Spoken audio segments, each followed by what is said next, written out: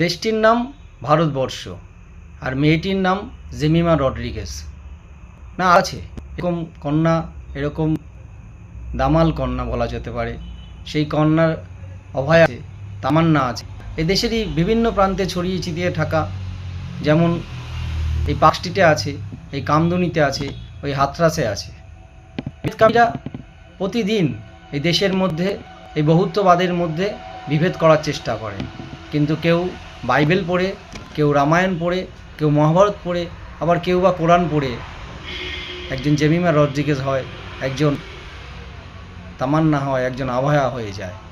তাই আজ এই বিভেদকামীরা যারা আমাদেরকে বিভেদ করার চেষ্টা করছে, এই বহুত্ববাদের মধ্যে যারা বিভেদ আনার চেষ্টা করছে, তাদের উপর মুখের উপর সপাটে থাপ্পড় জেমিমা রড্রিগেজ। সাবাস, তুমি এগিয়ে চলো, তোমার স্বপ্নের পৃথিবী, তোমার স্বপ্নের দেশে আমরা সবাই তোমার সাথে এই স্বপ্নের শরিক হই।